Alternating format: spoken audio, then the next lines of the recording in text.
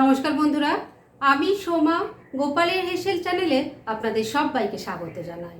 এখন বাজারে খুব ভালো গাটি কচু পাওয়া যাচ্ছে, আর তাই দিয়ে আপনারা নিশ্চয়ই অনেকে অনেক রকম রেসিপি ট্রাই করছেন। আজকে আপনাদের জন্য আমিও নিয়ে এসেছি একদম ভিন্ন স্বাদের একটা গাটি কচুর রেসিপি, যা আশা করছি আপনাদের ভালো লাগবে। তাই চলুন সময় নষ্ট না করে রান্নাটা করে ফেলি। আজকে ভিন্ন স্বাদের আর দারুণ টেস্টি একটা নিরামিষ গাটি কচুর রান্না করব। তার জন্য কড়াইয়ে সর্ষের তেল দিয়ে গরম করে নিয়েছি। এর মধ্যে প্রথমেই অল্প নুন দিয়ে দিলাম অল্প হলুদের গুঁড়ো। এবারে এর মধ্যে একটু আলুর টুকরো ভেজে নেব, তাই দিয়ে দিচ্ছি। এখানে আমি একটাই মিডিয়াম সাইজের আলু নিয়েছি, সেটাকে সরু সরু লম্বা লম্বা করে কেটে নিয়েছি। এবার ফ্লেমটাকে মিডিয়ামে রেখে আলুর টুকরোগুলো আগে হালকা করে ভাজা ভাজা করে নিচ্ছি। মিনিট দুয়েক সময় নিয়ে আলুর টুকরোগুলোকে হালকা করে ভাজা ভাজা করে নিয়েছি। এবার এর মধ্যে দিয়ে দেব গাটি কচু। আমি এখানে 300 গ্রাম গাটি কচু নিয়েছি, ভালো করে খোসা ছাড়িয়ে পরিষ্কার করে ধুয়ে লম্বা করে কেটে নিয়েছি। আলুটাও সেজন্য লম্বা করেই কেটেছি, আর এটা কিন্তু সেদ্ধ করা নয়। দিয়ে দিচ্ছি। আলুর টুকরোর সাথে মিশিয়ে নিয়ে গাটি কচুটাকেও এবার ভালো করে ভাজা ভাজা করে নিচ্ছি।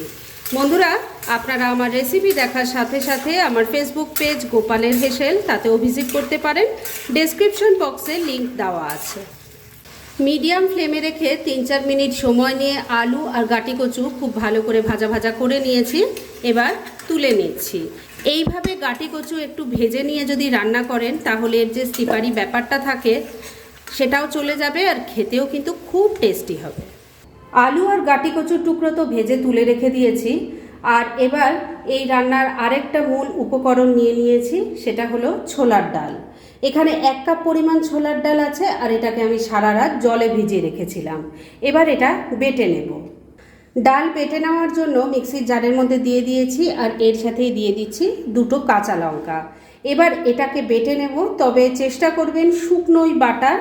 তবে যদি দেখেন যে বাটতে খুব অসুবিধা হচ্ছে, তাহলে ওই ছোট চামচের 1 চামচ জল দিতে পারেন। তার বেশি দিলে কিন্তু রান্নাটা করতে অসুবিধা হবে। এবার এই ছোলার ডালটাকে বেটে নিয়ে ফিরে আসছি। ছোলার ডালটা শুকনো শুকনো করে বেটে একটা বাটির মধ্যে ঢেলে দিয়েছি। এবার এর মধ্যে সামান্য কিছু জিনিস পড়বে। এর মধ্যে প্রথমে দিয়ে দিচ্ছি স্বাদ মতো নুন, দিয়ে দিচ্ছি অল্প হলুদের গুঁড়ো, অল্প একটু লঙ্কার গুঁড়ো দিয়ে দিলাম, আর এর সাথেই দিয়ে দিচ্ছি অল্প একটু কালো জিরে। এবার সব কিছু দিয়ে এই ডালটাকে খুব ভালো করে মেখে নিচ্ছি। সব কিছু দিয়ে ডাল বাটাটা খুব ভালো করে মেখে নিয়েছি। এবার এটাকে আমি কিছুক্ষণের জন্য এক সাইডে রেখে দিচ্ছি, আর নেক্সট স্টেপের দিকে এগোচ্ছি। ছোলার ডালটা তো ভালো করে নুন মশলা দিয়ে মেখে নিয়েছি, আর এদিকে একটা প্যানের মধ্যে বেশ খানিকটা জল নিয়ে ভালো করে গরম করে নিয়েছি। এবার ছোলার ডাল বাটার থেকে দেখুন আমি এই ধরনের একটু সিলিন্ড্রিক্যাল শেপের তৈরি করে নিয়েছি। এবার জলের মধ্যে দিয়ে দিলাম, এগুলোকে সেদ্ধ করে নেব। আরেকটা ছিল, সেটাও দিয়ে দিলাম।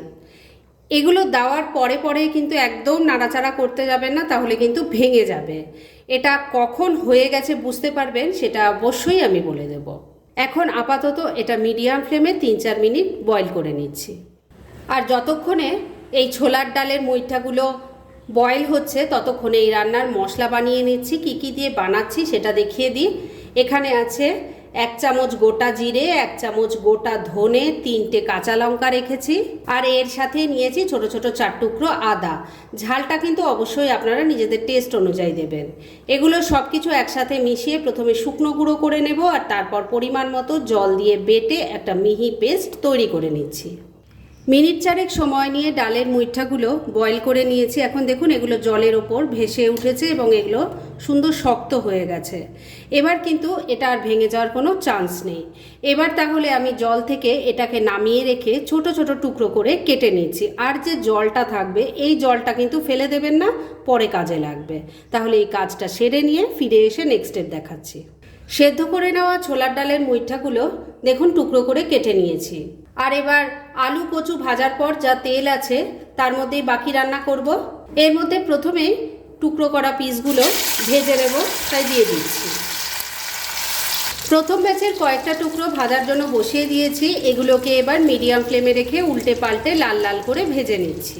প্রথম ব্যাচের ছোলার ডালের মুইঠার পিসগুলো দেখুন সব উল্টে পাল্টে ভালো করে ভেজে নিয়েছি। এবার তেল ঝরিয়ে তুলে নিচ্ছি। পরের ব্যাচের পিসগুলো ভাজার জন্য বসিয়ে দিয়েছি। এগুলোকেও এবার মিডিয়াম ফ্লেমে রেখে উল্টে পাল্টে লাল লাল করে ভেজে তুলে নিয়ে তারপর নেক্সট স্টেপের দিকে এগোবো। ছোলার ডালের মুইঠার সমস্ত পিসগুলো দেখুন ভেজে তুলে নিয়েছি। এবার এই তেলের মধ্যে দিয়ে দিচ্ছি অল্প একটু গোটা সাদা জিরে, দিয়ে দিচ্ছি একটা তেজপাতা, একটা শুকনো লঙ্কা, এর সাথে অল্প চিনি দিয়ে দিলাম। এর সাথে দিয়ে দিলাম গোটা গরম মশলা, যার মধ্যে আছে 2-3টে এলাচ, 2-3টে লবঙ্গ আর একটা দারচিনি। এই যে চিনিটা দিলাম, এই চিনিটা দিলে কিন্তু মিষ্টি হবে না, ক্যারামেল হয়ে এর রান্নাটার একটা সুন্দর কালার এনে দেবে। আর যতক্ষণে ফোড়নটা ভাজা ভাজা হবে ততক্ষণে চিনিটাও কিন্তু ক্যারামেল হয়ে যাবে। ফোড়নটা ভাজা ভাজা হয়ে গেছে। এবার এই তেলের মধ্যে দিয়ে দিচ্ছি একটু হলুদের গুঁড়ো আর একটু কাশ্মীরি মির্চ পাউডার, এতেও কালারটা ভালো আসবে। আর এই সময় কিন্তু ফ্লেম একদম কমে আছে। তেলের সাথে মিশিয়ে নিয়ে এর মধ্যে দিয়ে দেব আদা, গোটা জিরে, গোটা ধনে আর কাঁচা লঙ্কার পেস্ট। একটা ছোট সাইজের টমেটোকে টুকরো করে কেটে দিয়ে দিলাম। এর সাথেই যাচ্ছে স্বাদ মতো নুন, তবে নুনটা দেওয়ার আগে খেয়াল রাখবেন সবজিও কিন্তু নুন দিয়ে ভাজা আছে। দিয়ে দিলাম সামান্য একটু চিনি, নিরামিষ রান্না একটু মিষ্টি মিষ্টি হলে খেতে ভালো লাগে। এবার সব কিছু মিশিয়ে নিয়ে মশলাটাকে খুব ভালো করে কষিয়ে নিতে হবে। মিনিট 2 সময় নিয়ে মিডিয়াম ফ্লেমে রেখে মশলাটাকে খুব ভালো করে কষিয়ে নিয়েছি। এর থেকে দেখুন তেলটা সেপারেট হয়ে গেছে। এবার ভেজে রাখা আলু কচু দিয়ে দিলাম, মশলার সাথে খুব ভালো করে মিশিয়ে কষিয়ে নিচ্ছি। এই সিজনে গাটি কচু তো এখন বাজারে খুব ভালো পাওয়াই যাচ্ছে। আপনারাও নিশ্চয়ই অনেকে অনেক রকম রেসিপি ট্রাই করেছেন, তবে বন্ধুরা এই রান্নাটা কিন্তু একটু আলাদা আর খেতেও দুর্দান্ত হয়। সেটা একবার ট্রাই না করলে আপনারা বুঝতে পারবেন না। তাই সবার কাছে রিকোয়েস্ট, একবার হলেও এটা তৈরি করুন আর তারপর কেমন লাগলো প্লিজ কমেন্ট করে জানাবেন। মিনিট 2 সময় নিয়ে ভেজে রাখা আলু কচুটাকে মশলার সাথে মিশিয়ে ভালো করে কষিয়ে নিয়েছি। এবার গ্রেভির জন্য জল দিয়ে দেব। এই জলটা যেটা আমি দিচ্ছি সেটা কিন্তু মুইঠা সেদ্ধ করার পর যে জলটা ছিল সেটা রেখে দিতে বলেছিলাম, সেই জলটাই কিন্তু আমি এখানে ইউজ করলাম। মিশিয়ে নিচ্ছি। ভালো করে সব কিছু মেশানো হয়ে গেছে। এবার ফ্লেমটাকে লো আর মিডিয়ামের মাঝামাঝি রেখে ঢাকা দিয়ে 2-3 মিনিট রান্না করে নিচ্ছি। মিনিট 4 রান্নাটা হয়ে গেছে। এবার ঢাকা তুলছি। আমি কিন্তু মাঝে একবার ঢাকা তুলে একটু নাড়াচাড়া করে দিয়েছিলাম। এবার প্রথমেই দেখে নেব আলু কচু কেমন সেদ্ধ হয়েছে। কচুটাই বেশি শক্ত, সেটা আগে দেখে নিচ্ছি। দেখুন সুন্দর সেদ্ধ হয়ে গেছে। আলুর টুকরো দেখে নিই, হ্যাঁ সবজি ভালো মতো সেদ্ধ হয়ে গেছে। এবার ভেজে রাখা ডালের পিসগুলো দিয়ে দিলাম। এর সাথে দিয়ে দিলাম 2টো কাঁচা লঙ্কা। আমি কিন্তু ফাটিয়ে বা চিড়ে দেইনি, গন্ধটা ভালো হওয়ার জন্য দিয়েছি। ভালো করে মিশিয়ে নিচ্ছি। সব কিছু ভালো করে মিশিয়ে নিয়েছি। এবার ফ্লেমটাকে ওই একই রেখে আবারও ঢাকা দিয়ে 2-3 মিনিট রান্না করে নিচ্ছি। মিনিট 2 আবারও রান্নাটা করে নিয়েছি। এবার ঢাকা তুলছি, একটু নাড়াচাড়া করে নিচ্ছি। ঢাকা তোলার সাথে সাথেই খুব সুন্দর একটা গন্ধে চারিদিক ম করছে। আপনারা যখন এটা ট্রাই করবেন এটা আপনারাও ফিল করতে পারবেন। রান্না তো এবার মোটামুটি হয়ে গেছে। যতটুকু গ্রেভি দেখতে পাচ্ছেন এইটুকু গ্রেভি থাকতে থাকতে নামাবো, কেননা এটা ঠান্ডা হলে আরও ঘন হয়ে যাবে। তবে শেষ পর্যায়ে এর মধ্যে দিয়ে দেব অল্প একটু গরম মশলার গুঁড়ো আর দিয়ে দিচ্ছি অল্প একটু ঘি। মিশিয়ে নিচ্ছি। ঘি গরম মশলা ভালো করে মিশিয়ে নিয়েছি। রান্না এবার একদম রেডি। গ্যাসটা বন্ধ করে দিলাম। এবার মিনিট 2 জন্য স্ট্যান্ডিং টাইমে একটু ঢাকা রেখে দিলাম আর তারপর সার্ভ করে আপনাদের দেখাচ্ছি। ফ্রেন্ডস, আমার আজকের এই দুর্দান্ত স্বাদের টেস্টি গাটি কচুর নিরামিষ রেসিপি একদম রেডি হয়ে গেছে এবং আমি সার্ভ করে দিয়েছি।